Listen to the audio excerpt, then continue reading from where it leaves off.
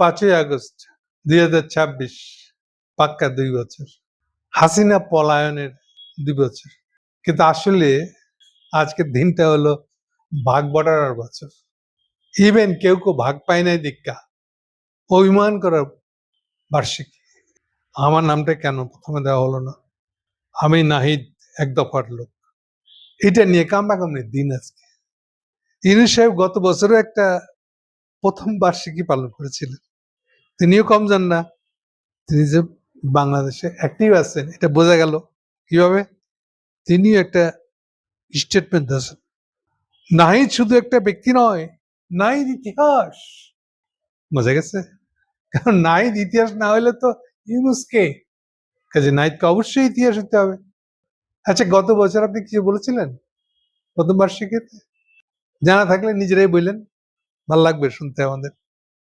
এটা শুধু ভাগাভাগির আর ভাগ বটরার বার্ষিকী শুধু তাই না, তখনও যে সমস্যা ছিল এখনো সেই সমস্যাটাই রয়ে গেছে। সমস্যাটা হলো ক্লেম করা, দাবি করা আর পুরোটার ভাগ দিয়ে দেওয়া, নগদ ভাগ যেটা হয় এটার বিনিময়ে। তখনকার দিনে নাহিদদের যুক্তি ছিল, ভাই সামনে ইলেকশন করতে আমরা টাকা পাবো কই? আমরা কি বিএনপির মতন দলের বিরুদ্ধে টাকা ছাড়া রাজনীতি করতে পারবো? সুতরাং আমাদের কিছু একটা টাকা পয়সা জোর করতে হবে, সুতরাং আমাদেরকে ইউনূসের মন্ত্রিত্ব নিতেই হবে, সুতরাং আমরা এমন একটা লোককেই তো ক্ষমতা বসেছি যে আমাদেরকে এইসব টাকা পয়সার বিপদ থেকে উপরে উঠাই দেয় দ্রুত। আচ্ছা, উল্টা করে একটা প্রশ্ন করি অদ্ভুত ভাবে। আজকে প্রথম আলো কি করে হাসিনা 5 তারিখে 5ই আগস্টে গেছে তার একটা হেডলাইন করেছে বাঁ দিকে উপরে। হেডলাইনটা হলো, আগের দিন রাত্রেই হাসিনাকে বলে দেওয়া হয়েছিল আপনার টাইম শেষ।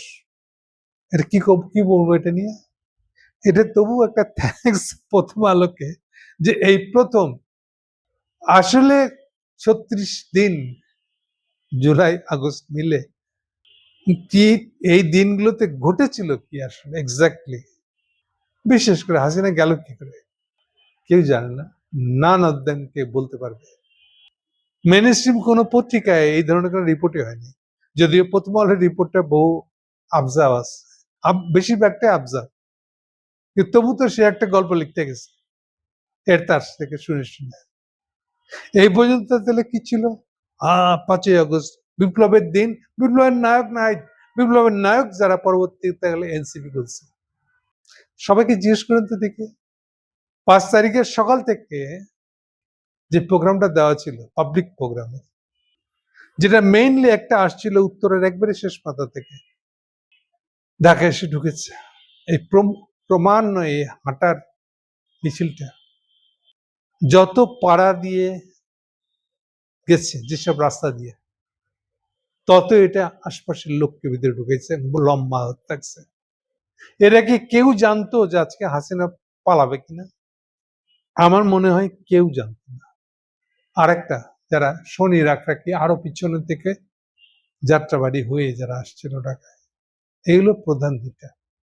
আর আরেকটা ছিল যারা সাভার থেকে আসতেছিল, এদেরকে সবচেয়ে বেশি কষ্ট করতে হয়েছে। যদিও দেখেন পথে তারা জাহাঙ্গীরপুর পাইছিল, কিন্তু পেলে হবে কি? মাঝখানে পেরোতে হবে তাকে একটা সাভার, এটা অলমোস্ট একটা আমাদের ছোটখাটো একটা জেলা, এবং এটা থানা এবং আওয়ামী লীগারদের যে ব্যারিকেড, যে সশস্ত্রতা, বাসার ছাতে উঠে অস্ত্র নিয়ে বসে আছে, এগুলো পেরিয়ে ঢাকায় ঢুকতে পারা, এইটারই টুকরো টুকরো ঘটনা যেগুলো মোবাইলে ধরা যেসব ছবি, এগুলোকে ধরে কম্পাইল করে টুকরা টুকরা গুলাকে জোড়া দিয়ে প্রথম আলোটা কম্পাইলেশন বের করেছে, ভালো কাজ করেছে। এই 3টা ঘটনার কেউ কি জানতো যে আজকে হাসিনা পড়বে? আমার জানা মতে কেউ জানতো না। না, কিছু একটা হবে এটুক জানতো। নাহিদদেরকে বলবো গল্প একটু কম বলেন, ভালো না? তাহলে অ্যাকচুয়ালি ঘটেছিল কি? যেই পার্টটা একেবারে অনালোকিত, কোনো আলো পড়ে নাই যেখানে, সেখানে সেটা হলো যে হাসিনার ক্ষমতার সেন্টার ছিল আসলে আর্মি। তো সেটা কেন উল্টা হয়ে গেল? আর এটা উল্টায় না উল্টায় দিলে পরে, এখন আসেন অ্যাডিশনাল যে ফ্যাক্টরটা, পাবলিক স্টুডেন্ট আপনি যতই রাস্তায় বেরোন না কেন, আপনাকে নির্বিচারে গুলি করে শেষ করে দেবে, এটা ছিল হাসিনার প্ল্যান। কিন্তু ওরা যেটা চিন্তাই করে নাই যে ওর আর্মিটাই যে ভিতর থেকে ভেঙে যাবে, এটা বুঝে নেই। এটা তার জন্য বিশাল ধাক্কা। আরেকটা ধাক্কা হলো যে এটা যে মাস পাবলিক যে এত নেমে যাবে, যেটা গুলির সামনে, এটা ইটসেলফ রেজিস্ট্যান্স। সংখ্যাটা ইম্পর্টেন্ট এখানে। কিন্তু এটাও দিশেহারা হয়ে বসে থাকতে পারতো যদি আর্মির ভিতরে চেঞ্জটা না করা যেত। তাহলে ভিতরের দিকটা হলো আর্মির ভিতরকার চেঞ্জ, ভিতরের দিকটা মানে পুরো ঘটনাটা। আবার ভিতরের ঘটনাটা ভিতরেই থেকে যেত, কি হইতে পারতো বলা যায় না, কিছু হইতে পারতো না, হয়তো একটা ইন্টারনাল কু হইতে পারছে, যদি না পাবলিকের সাথে এর একটা অ্যাটাচমেন্ট, একটা সম্পর্ক। কিন্তু কতদূর পর্যন্ত এটা গুরুত্বপূর্ণ দেখেন, যারা মনে করেছে আজকে 5 তারিখ কিছু একটা হবে, প্রোগ্রাম আগায় নিয়ে আসছে, কি হবে কেউ জানে না, নান অফ দ্যাম। সবচেয়ে বড় নেতাও জানে না, ছোট নেতাও জানে না, রাস্তায় যে ইমিডিয়েট জয়েন করেছে সেও জানে না। কিন্তু অদৃশ্যভাবে এই দুটোকে এক জায়গায় আনা হয়েছে। আরেকটা কথা বলি, তারা আরো বিপদের দিকটা বুঝতে পারবেন। কেউ কি জানতো যে হাসিনা উঠবে কখন, হাসিনা যাবে আজকে, এগুলো ভিতরে অ্যারেঞ্জমেন্ট কি কিচ্ছু জানে না। এমনকি কানা ঘোষাতেও কেউ জানে না। ধরেন এক থানার খবর আরেক থানা জানে না, এরকম অবস্থা। সাভার কি জানতো যে আজকে হাসিনা পালাইতেছে? জানতো না। ওই সায়দাবাদ বা আশেপাশের রাস্তায় যত থানা পড়ে কেউ জানতো ঢাকায় কি হইতেছে? জানে না। সবাই আত্মরক্ষার চেষ্টা করছে, সবচেয়ে নির্মম কাজগুলো করছে ওই সাদাবাদের সামনে পিছনে যত থানা পড়ছে, সেই থানা থেকে যে আক্রমণগুলো হচ্ছে, যেটা ভিডিও পাওয়া যায় রীতিমতন। এবং ততোধিক ডেসপারেট হয়ে মানুষ যেভাবে রাস্তায় রেজিস্ট্যান্স গুলো গড়ে তুলেছে, কারো পরোয়া, কোনো নারীদের পরোয়া করে নাই, সেলফ রেজিস্ট্যান্স। কিন্তু সবগুলোকে একটা পরিণতির দিকে নিয়ে যাওয়া গেছে এই জন্য, যেহেতু অলরেডি ক্যান্টনমেন্ট রেডি হয়ে গেছে, ওখানে চেঞ্জটা হয়ে গেছে। প্রথমবার লিখেছে এটা 4 তারিখের কথা। আমার জানা মতে ঘটনা শুরু 2-3 তারিখের রাত্রে। এই রাত্রেই সব উল্টে গেছে। হাসিনা পন্থীরা পরাজিত হয়ে কত লোক যে ইন্টারনালি মারা গেছে তার কোনো কাউন্টিং এখনো হয় নাই। আমি খালি একটু বলবো, ডিটেল বলা যাবে না, এখন সময় হয় নাই। এবং এদের ভিতরে কতগুলা ছিল, রয়ের লোক, এটা বলতে পারবো না, ওরাও জানে না। ওরা তো লিল্লায় মানে আল্লাহর রাস্তে ছেড়ে দিচ্ছে। যারা হেডকোয়ার্টারে বসে অফিস করতো, তারা কেউ বেঁচে ফিরতে পারেনি। এগুলো কেমনে ঘটছে ভিতরের কাহিনী, বাইরের মানুষ জানে না। এবং এটা আরো টাইট হয়ে গেছে এই জন্য যে 5 তারিখ বিকেলে যখন রাজনীতিবিদদের সাথে মিশে এটা পুরো জিনিসটা রাজনীতিবিদদের হাতে তুলে দিতে যাচ্ছে। এটা কেমনে ঘটলো, কি ঘটলো, কারো কোনো ধারণা নেই। 3:45-3টার মধ্যে হাসিনা উড়াল দিচ্ছে, মনে করেন। হাসিনার উড়াল বলতেও আবার দুইটা বোঝায় কিন্তু। একটা গেল ওখান থেকে উড়ে তেজগাঁতে আসা, আরটা হলো তেজগাঁ থেকে ফাইনালে রওনা দেওয়া। বেশিরভাগ মানুষ তেজগাঁটা মানে গণভবন থেকে উড়াল দেওয়ার ওটাই দেখা যায় আসলে। ফাইনাল উড়ালটা কেমনে দিছিল ওটা নাই। এগুলো একটা। 2 নম্বর হলো যে কথা বলতেছিলাম, এটা আমার হিসেবে এটা অ্যারাউন্ড 2:45-3টার মধ্যে হয়ে গেছে। এদিকে দেখেন যারা সবার আগে ঢাকা ঢুকে পড়তেছিল তারাই হলো উত্তরা থেকে আসা লোকগুলো। এখন ওরা যদি হাসিনা পালানোর আগেই যদি গণভবনে পৌঁছে যায় তাহলে কি? এটা কারা ম্যানেজ করছে কেউ জানে না। ওদেরকে কেন ডাইরেক্ট ঢুকতে দেওয়া হয়নি? কেন কুড়িল রোডে ঢুকে দেওয়া হয়েছে? এয়ারপোর্ট পার হয়ে আসলে কুড়িল বাঁয়ে চলে যায়, কুড়িল দিয়ে ঢুকে গুলশান দিয়ে ঢুকে এরপরে আপনার মহাখালী হয়ে আসতে হয়েছে। এটা ইচ্ছে করে ঘুরে দেওয়া হচ্ছে যাতে টাইম বাইং হয়। যারা জানার তারা জানে, বেশিরভাগই জানে না। ইভেন পুলিশরা তো জানেই না, থানার কাছে কোনো খবর নেই, কারণ থানা এমনিতেই থানার হাতে কোনো অ্যাডমিনিস্ট্রেশন ছিল না 15ই জুলাইয়ের পর থেকে। 15ই জুলাই থেকে বলা ভালো, 14ই জুলাই রাত থেকে। তাহলে এটা হলো একটা চিহ্ন। পরে এটা যখন ঢাকায় ঢুকেই গেছে তখন কোথায় ওদেরকে পৌঁছাই দিলে পরে, তারা তো এটা ক্ষুব্ধ হয়ে আছে। বাই দিস টাইম তারা জেনে যাচ্ছে হাসিনা পলাই গেছে। তাহলে তারা তাদের ক্ষোভটা ডাউন করবে কোথায়? এই জন্যই তাদেরকে 2টা জায়গায় ঠেলে দেওয়া হয়েছিল। একটা হলো হাসিনার অফিস, ফার্মগেটের আগে পিছে, আরেকটা হলো গণভবন। সো ক্ষোভটা যেন প্রশমিত হয়, এগুলো স্পটের সিদ্ধান্ত। আরেকটা ইম্পর্টেন্ট কথা বলি, 3টের সময় এটা যখন শেষ হয় তখন পুরো জিনিসটার মুখপত্র ততক্ষণে বানানো হয়ে গেছে আমাদের সেনাপ্রধানকে। সেনাপ্রধানের আবির্ভাব জাস্ট আগের রাত্রি থেকে, এর আগে পর্যন্ত উনি ভিতরে কি ওলট পালট হয়েছে এদের ভিতরকার লোক উনি না। এগুলো হিস্ট্রি এখনো বেরোয় নেই, প্রকাশ্যে কোথাও আসে নেই। যারা জানার তারা জানে বড় জোর এরকম। আরো কিছু কিছু গ্লিমস দিই, আপনার কাছে অদ্ভুত লাগবে শুনে। আমরা অনেকে বাই দিস টাইম শুনে গেছেন যে হাসিনার সাথে যখন তাকে চলে যাওয়ার দেন দরবার ফাইনাল ডায়লগ গুলো হচ্ছে, তখন ওখানে রেহানা উপস্থিত ছিল। রেহানা কেমনে থাকলো? রেহানা তো 2 দিন আগে রওনা দিয়ে দিচ্ছে, লন্ডনে চলে গেছে। তো আসলো কি করে আবার, কবে আসছে এইটা কেউ জানে না। কে আনলো এটাও জানে না। এটা হলো আরেকটা হিন্টস। 4 তারিখের রাতে বা 5 তারিখের ভোরে, ভোর মানে হয়তো রাত 3টা হবে, যে ভাষায় আমাদের যুবরাজ জয় যে ভাষায় ওয়াকারুজ্জামানকে গালাগালি করছে, অকথ্য বললে কম বলা হয়, এটাও কেউ জানে না, কোথাও আসে না এগুলা। ফাইনালি কখন হাসিনা রাজি হলো, কি কি আরো শর্ত দিতে চেয়েছিল যার কিচ্ছু শোনা হয় নাই, কেউ জানে না। এখন আজকে সারাদিনের ক্লেম হলো নাহিদকে বীর না মেনে তারেক কেন বীর হয়ে গেল। এই যে এখন এই যে খেয়া খেয়ে মারামারিটা লাগাচ্ছে কে? এইটার 1 নম্বর আসামি বাংলাদেশের এখনকার 1 নম্বর এনিমি যদি কেউ থাকে সেই লোকটার নাম মোহাম্মদ ইউনূস। আগে যুক্তিটা শুনেন কেন বলছি এই কথা।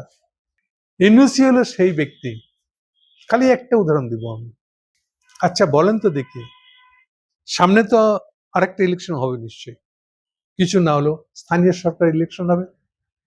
কোন একটা রাজনৈতিক দলের নেতা যারা সম্ভাব্য এই ইলেকশনে জিতবেন মনে করেন, বা ইলেকশনে দাঁড়াবেন অ্যাটলিস্ট, উনি কি বুকে হাত দিয়ে বলতে পারবেন এই ইলেকশনে উনি জিতবেন, ইলেকশনটা তার দৃষ্টিতে একটা ফেয়ার হবে? যাকে জিজ্ঞেস করবেন, বিএনপি কে জিজ্ঞেস করেন, জামাতকে জিজ্ঞেস করেন, নাইটদেরকে জিজ্ঞেস করেন, এনিবডি, ইভেন কোন নিরপেক্ষ ক্যান্ডিডেট যে হবে মনে করেন তাকেও জিজ্ঞেস করেন, কেউ গ্যারান্টি দিতে পারবে যে এটা একটা নিরপেক্ষ নির্বাচন হবে? মানে মিনিমাম যার কাছে গ্রহণযোগ্য মনে হবে। এটা 2 বছর, আগস্ট বিপ্লবের 2 বছর আপনি বলতে পারছেন না। আপনারা না বিপ্লবে একটা ইলেকশন করছেন যার 12 ফেব্রুয়ারি, তাহলে এটা বলতে পারছেন না কেন? সোজা কথাটা শুনেন, বাংলাদেশে ইলেকশন হওয়ার বিষয়টা হাসিনা আমলের মতন এটা আবার গায়েবী হয়ে গেছে। কোন ইনস্টিটিউশনাল বিল্ড আপ করা দূরে থাক, এইটাকে দিয়ে কি করে ভাগবটারা নির্বাচন করা যাবে তার 1 নম্বর নায়ক হচ্ছে এই ইউনূস। এখন ইউনূস সাহেব জবাব দেন দেখি। আপনি ইলেকশন কমিশনারের মতন এই প্রতিষ্ঠানটাকে ভেঙে দিলেন, একবার আপনার খেয়াল হলো না এই যে ভাগবটারা ইলেকশন করছেন এটার পরিণতিটা কি হবে? ইলেকশন কমিশনারকে এইভাবে ব্যবহার করবেন আপনি, এটার পরিণতিটা কি হবে? আপনারা কেউ একজন এসে বলেন তো দেখি, সাহস থাকলে, যে এই ইলেকশন কমিশনার দিয়ে আরেকটা ইলেকশন করা যাবে। ইউনূস সাহেব পর্যন্ত এসে বলেন দেখি, সাহস থাকলে। বিপ্লব মারান, নাহিদ আপনার বিপ্লবী, নাহিদ হলো 1 নম্বর বিপ্লবী, ধান্দাল, আপনি একটা ধান্দা। বাংলাদেশের 1 নম্বর শত্রু হলেন আপনি। পোস্ট হাসিনা বাংলাদেশকে গড়ার সমস্ত পথ ভেঙে দিচ্ছেন আপনি। এই একটা খালি উদাহরণ দিলাম। কারো বুকে সাহস থাকলে এসে বলেন এই ইলেকশন কমিশনার দিয়ে আরেকটা ইলেকশন করতে পারবেন, এবং আপনি বিশ্বাস করবেন। এটা কি যথেষ্ট না? ইউনূসের ক্রাইম গুলোর একটা বললাম আমি, যারা ইউনূসের ভক্ত তারা জবাব দিবেন। এটা তারেক অলরেডি ইলেকশন খেলতেছে বছর শেষে, পরের বছর হবে, কেমনে করবেন এটা? তাহলে ভাঙছেনটা কি আসলে? কি ভেঙে ফেলছেন বুঝছেন কিছু? কার প্ররোচনায় ভাঙছেন? কাকে ক্ষমতা আনবেন, কে বিরোধী দল হবে, এনসিপি কয়টা সিট পাবে, ভাগবটারও করছেন। ইলেকশন কমিশনের কান্দে বন্দুক রেখা, ভুলে গিয়ে যে আপনাকে আবার একটা ইলেকশন সিস্টেম করে তুলতে হবে, এবং এইটা আপনাদের কারো কাছে কোনো ইম্পর্টেন্ট বিষয় মনে হয় নাই। এইবার ইউনূস মিয়া আপনি এখান থেকে কোন সাধকরি মানাইতে আইছেন? নাহিদ আপনার বস, বিপ্লব মারান। যারা যারা নাহিদ ভক্ত না, যারা যারা ইউনূস ভক্ত, তারা এটা জবাব দিবেন আগে, এরপরে বলবেন যে আমি ইউনূস ভক্ত। কি ক্ষতিটা করছে বাংলাদেশে এটা একটু বোঝার চেষ্টা করেন। নাহিদরা কোনো ইলেকশনে জিততে পারবে? তারেকও পারবে? এটাকে আবার ফেরত পাঠাই দিয়েছেন আপনার হাসিনার আমলের 16 বছরের ইলেকশনের মতন, ভোট চুরির ইলেকশনের মতন। আপনি কোনো সিস্টেমই গড়ে দিতে চান না। আপনারা এখনো বোঝেন নাই। আপনারা এখন আছেন ইউনূসের পক্ষে। ইউনূস এটাকে তাল দিয়ে এখন 11 দলকে তাল দিয়ে তার হিরো বানাচ্ছে তার স্বার্থে। কারণ তাকে পাছায় লাঠি দিয়ে ভাঙিয়ে দেওয়া হয়েছে। তারেক তার কথা শুনে নেই। এখন আপনি নাহিদদেরকে জাপটায় ধরতেছেন, সুরেশকে নিয়ে আসা এখন অরেঞ্জ রেভলিউশন মারাইবেন। আমরা এগুলো বুঝি না। আর এই ইউনূসের কথাই নাহিদ হিরো আসতেছে। কেন তারেক তাকে হিরো বানালো না? আপনি কে কাকে কি দোষ দিতেছেন? আপনারা কেউই বাংলাদেশের জন্য যদি চিন্তা করতেন তাহলে এই ভাগবটার ইলেকশনে যাইতেন না। নতুন বাংলাদেশ শুরু করার প্রথম জায়গাটাই তো আপনার ইলেকশন। কি দিয়ে শুরু করবেন এটা? আপনার যে কি পরিমাণে পার্সোনাল স্বার্থ কেন্দ্রিক, আমার কি লাভ? এবং এই জন্যই আপনারা ইউনূসের পাল্লায় পড়ছে। এবং ইউনূস হলো এটা গুরু, ডিরেক্টর, নির্দেশক। এবং আপনারা ইউনূস মানছেন, মেনে 12 ইলেকশন করছেন, বাড়ি। এখন আপনারা আইছেন এই 5ই আগস্ট পালন করতে। হ্যাঁ, এই বছর বিবৃতিতে দিয়েছেন আপনি ইউনূস সাহেব, বিরাট কুতু আপনি। আপনার যে কি পরিমাণে বড় বড় একটা ধান্দাল, আমেরিকান এজেন্ট তো বটেই, আমেরিকান রাষ্ট্র স্বার্থের এজেন্ট আপনি। এবং ইন্টারনালি পার্সোনালি কি পরিমাণে করাপ্ট আপনি দেখেন। কোন যুক্তিতে আপনি ইলেকশন সিস্টেমটাকে ভাঙলেন? আপনি বাংলাদেশের স্বার্থের পক্ষের লোক। যে কথা বলতেছিলাম, আসলে বলতে গিয়ে ভুলে গেছি। ওয়াকার সাহেবেরও দিনটা কি বলবো, ভোর অলমোস্ট প্রায় 14-15 ঘন্টা হয়ে গেছে লাগাতার। 3টার সময় যখন হাসিনা রওনা দিচ্ছেন, এরপরে উনি কিছুটা রিলিজ পাইছেন। এরপরে এদিকে উনার যে বক্তৃতা দেওয়া হবে টিভিতে, এই বক্তৃতার আগে কেউ নিশ্চিত না যে হাসিনা উড়াল দিচ্ছে কিনা, মানে হাসিনা দেশ ছাড়ছে কিনা। পদত্যাগ কি হয়েছে না ওগুলো নয় পরে বুঝবো।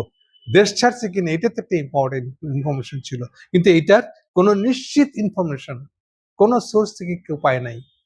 আমার ধারণা ওয়াকার সাহেব এত টেনশনে ছিলেন, কারণ লাস্ট 18 ঘন্টা হয়তো হবে উনি এরকম একটা টেন্স সিচুয়েশন হ্যান্ডেল করতেছে। উনি এরপরে না খেয়ে টিভির সামনে যেতে রাজি না, যে বক্তৃতা দিতে হবে। এদিকে টিভিতে কখন বক্তৃতা দেবে এটা বোধহয় 2 ঘন্টা আগে টাইম ডিক্লেয়ার করে বসে আছে। এখন যত সময় যাচ্ছে তত মানুষের মধ্যে দুশ্চিন্তা বাড়তেছে, গুজব বাড়তেছে, কিন্তু উনি ঠান্ডা হওয়ার জন্য খেতে বসছেন অ্যারাউন্ড 3টা। এরপরে খাওয়া দাওয়া শেষ করছেন। তারপরে আবার উনি বলছেন না, এই স্ক্রিপ্ট দেখে বলবেন না, উনি মানে স্পন্টেনিয়াস যেটা হয় বলে দিবেন। এটাও একটা দেখেন টেনশন ছাড়তেছে, তার প্রমাণ হলো একটা। ফলে উনি এরপরে উনি যখন টিভিতে বক্তৃতা দিয়ে বলতেছেন যে হাসিনা উড়াল দিচ্ছে, এইবার মানুষের আর কোনো ধরনের সন্দেহ নাই যে বাকিটা কিভাবে উড়াল দিচ্ছেন, কি হিসাবে দিচ্ছেন, এগুলো না পরে বুঝবো। উনি যে দেশ ছেড়ে গেছেন এটাই তো এই ইনফরমেশনটা তো সকাল থেকে কেউ জানে না। এই জন্য বলছি গল্প তো অনেকে দিতে পারে আর্মির, কিন্তু আমি আবার বলছি যে আর্মির ভিতরকার ঘটনাটা আর বাইরের পাবলিককে এর সাথে ইনভলভ হওয়া, এই দুটো যদি একসাথে না কাজ করতো তাহলে কিছুই হতো না। একা একা দুইটা পক্ষই মার খেয়ে মরে যেত, হাসিনা সাকসেসফুল হয়ে যেত। এবং দুইটাকে একসাথে জোড়া করা সবচেয়ে কঠিন কাজ। কেন? সবসময় মনে রাখবেন, আর্মি কুয়ের সময় এই প্রবলেম হয়। আর্মি না আপনার কন্ট্রোলে আছে, আপনি কু করে দিলেন। এখন এইটাকে পাবলিক রিয়াক্ট করবে কেমন করে, যদি না পাবলিকের ভিতরে আপনার লোক থাকে। এইটার সবচেয়ে কঠিন কাজ, যে ব্যাকফোর্থ করতে পারে, দুদিকে আসা যাওয়া আছে, যা দুদিকে যে পরিচিত, দুদিকে যে একটা বড় নেতা সে। এই হচ্ছে প্রবলেম। এই প্রবলেম তখনও ফেস করতে হয়েছিল, ভিতর বাইরের প্রবলেম সামহাও ম্যানেজ করা গেছে। এই জন্য ফাইনালি 3টার দিকে টিভিতে বক্তৃতাটা আসাটা জরুরি ছিল। আর একটা বড় সুবিধা ছিল যে যেহেতু আর্মি ক্ষমতা দখল করবে না যতই সুযোগ থাকে, ফলে এটাও পাওয়ার ট্রান্সফার, বাইরের পলিটিশিয়ানের সাথে সম্পর্ক তৈরি করাটা ইজি ছিল। কিন্তু এই পুরো ঘটনায় শেষ কথা বলছি, যেটা সবচেয়ে খারাপ কথা, এই পুরো ঘটনায় একদম সোনা ঢালে দেয় যে জিনিসটা, সেটা হলো ইনুস। তার নাম করা এবং তাকে নিয়ে আসতে হবে। দেখেন, তাকে নিয়ে আসতে হবে বলে বহু চেষ্টা করা হয়েছে। 3টা দিন সরকারবিহীন একটা রেখে দেওয়া হয়েছে বাংলাদেশকে জাস্ট তার জন্য। এবং ওই 5 তারিখেতেই বাকি দিন সময়টা চেষ্টা করে দেওয়া হয়েছে তাকে। ইভেন এগুলো বলতে গেলে অনেক কথা বলে ফেলা হয়ে যাবে। 8 তারিখে উনি যখন ফিরছেন দুপুরবেলা, তারপরে উনার যে আচরণ, এগুলো যদি কোনোদিন বলি আপনারা চিনতেই পারবেন এটা কোন ইউনূস। সবই আল্লাহর ইচ্ছে, কোনো একদিন জানবো নিশ্চয়ই। সন্ধ্যেবেলায় উনি রাজি হয়েছেন, এরপরে তো শপথ টপথ হয়েছে, হ্যান ত্যান, এগুলো সবই আপনারা জানেন, টিভিতেই দেখছেন। তাহলে যে কথাটা বলতেছিলাম যে আসলে উনি আসছিলেন উনার একটা বাসনা পূরণ করতে। মানে একদিকে যেমন দেখালাম আমি যে আমি ভিতরের চেঞ্জ এর সাথে বাইরের চেঞ্জের মিলটা, কোঅর্ডিনেশনটা হলো কি করে, ঠিক তেমনি এক্ষেত্রে আরেক প্রবলেম। নাহিদরা হাজির করে ফেলতেছে তাকে, এখন ওনাকে দিয়ে আমি পুরো জিনিসটাকে ট্রান্সফার করাবো কেমনে, এটা আরেকটা প্রবলেম। এই প্রবলেমটা 8 তারিখে দুপুর 12টা থেকে এই 7টা পর্যন্ত অন্তত কি যে ঝড় গেছে। আমার মতন একটা সাধারণ মানুষ দেখেন কন্টিনিউয়াস ফোনের উপরে থাকতে হয়েছে। সেটা যদি কোনোদিন সময় আসে, বেঁচে থাকি যদি ততদিন, তখন হয়তো বলা যাবে। কাজে আজকে যারা ক্রেডিট নেওয়ার জন্য মাঠে নামছেন, তাদের এগুলোকে পাশ কাটায় একটু আগে শুরু করেছিলাম যেটা, যে আমাদের 1 নম্বর এনিমি হচ্ছে ইউনূস সাহেব। এখন পুরা বাংলাদেশকে ফার্দার এক এক চাকাটা একবার ঘোরার জন্য এখন প্রধান বাধা হচ্ছে ইউনূস। 2টা সমস্যা, এটাকে ওভারকাম করা, একটা সিভিলিয়ান গভর্নমেন্ট টিকে রাখা। আবার সিভিলিয়ান গভর্নমেন্ট টিকে রাখার আরেকটা প্রবলেম হলো যে তাকে ফাইন্যান্সিয়ালি স্ট্রেনথেন করা, বাজেট করতে পারে নাই, বাজার চড়তেছে, তাহলে এটা একটা প্রবলেম। 2 হলো যেভাবে ইউনূস সাহেব এই পুরো 11 দলকে নামায় দিয়েছেন এটাকে ভেঙে ফেলার জন্য কোনো পরিষ্কার লক্ষ্য নাই, কোথায় নিয়ে যাবেন এটাকে? আরেকবার একটা মানে কি তারেক উৎখাত করে ফেলা দিবেন? আচ্ছা দিলেন, তারপরে কি করবেন? দিলেই আপনাকে মেনে নিবে পুরা বাংলাদেশ। বাংলাদেশকে যেন মানে আপনাদেরকে, তার কি কোনো ব্যবস্থা রাখছেন আপনারা? কেন মানবে আপনাদেরকে? আর এটা করে তো আপনি আবার আমেরিকার কোলে তুলে দিচ্ছেন বাংলাদেশকে। এই যে এইখানেই তো আসলে এই যে আমেরিকার যে ইন্দো প্যাসিফিক পলিসি, যে তারা নিজেরাও কোনো ধরনের অর্থ সরবরাহ করতে পারবে না, মুরুদ নাই, সেটা স্বীকার করবে না। অথচ বাস্তবতা হলো তাই। সিম্পলি ইউএসএইড এর ফান্ডটা দেওয়ার মতন যোগ্যতা নাই। ট্রাম্প এসে ওটা বন্ধ করে দিচ্ছে। ইউএসএইড কত ফান্ড দেয় এটা? সব মিলে মানে এনজিও গুলোর মাধ্যমে যদি বলি এটা 500-600 মিলিয়ন, এর বেশি তো আর না। ওটাও তো বন্ধ করে দিচ্ছে। তাহলে বাংলাদেশ চলবে কি করে? আরো একটা কথা বলি, ইউনূস সাহেবের এগুলা খুবই খারাপ শব্দ, কিন্তু শব্দটা প্রয়োগ করা উচিত আসলে। এটা শয়তানি। উনিও তো 2025 সালে একটা বাজেট দিয়েছিল, এই বাজেটটাকে কোথায় পেয়েছিলেন? কে দিয়েছিল? খেয়াল নাই আপনার ইউনূস সাহেব? হ্যাঁ, আমেরিকান বিজনেস, আপনাকে বলা হলো ব্যালেন্স রাখতে। এই ভারসাম্যের কথা তখন প্রথম আপনাকে বলা হয়েছিল, শিখিয়ে দেওয়া হয়েছিল লিখিত ভাবে। আপনি ব্যালেন্সের কথাটা শুনে চলে গেছেন, আমেরিকান বিজনেসম্যানকে ডেকে নিয়ে এসে সব ব্যবসা তাদেরকে দিচ্ছেন, আর বাজেটের টাকা দিচ্ছে চায়না, আপনার মুঠোতে দিচ্ছে না। আমরা যারা এই চাইনিজকে বলেছিলাম, চায়নারা রাজি হয়েছে আগ্রহ করে, প্রায় $2.5 বিলিয়ন দিচ্ছে। আর আপনি কি করলেন? এটা দিয়ে আমেরিকান ব্যবসা ঢুকাই দিলেন। পিটার রাজ চাকরি ছেড়ে দিয়ে কোম্পানির এজেন্ট হয়ে গেল। এই যে আজকে ভাসমান গ্যাসের যে আজকে লিক হয়েছে বলে দেখেন বাংলাদেশে 12টা বেজে গেছে। তাহলে কোত্থেকে কে আনছে? কোন এটা নিয়ে আগ্রহ আছে? কি সাফারিং এ পড়ছি আমরা একটা? আপনি আছেন আমেরিকান ব্যবসা নিয়ে, আমেরিকান ইন্টারেস্ট নিয়ে। আপনি বাংলাদেশকে যে কোনো ভাবে হোক ধ্বংস করে দিয়ে হলো আপনার আমেরিকার কোলে উঠতে হবে। আপনার আমেরিকার কাছে আপনার ক্রেডেনশিয়াল বাড়াতে হবে। আপনি কি মানুষ? কোন দেশের নাগরিক? মেটেরিয়াল, আপনি মানুষই না। আর এই ইউনূসকে বাঁচানোর জন্য পেট পড়ে যাচ্ছে তারা। তারা কি বাংলাদেশের স্বার্থের লোক? আজকে এই দ্বিবার্ষিকী পালনের দিন এটা মনে মনে চিন্তা করবে সবাই। Thank you.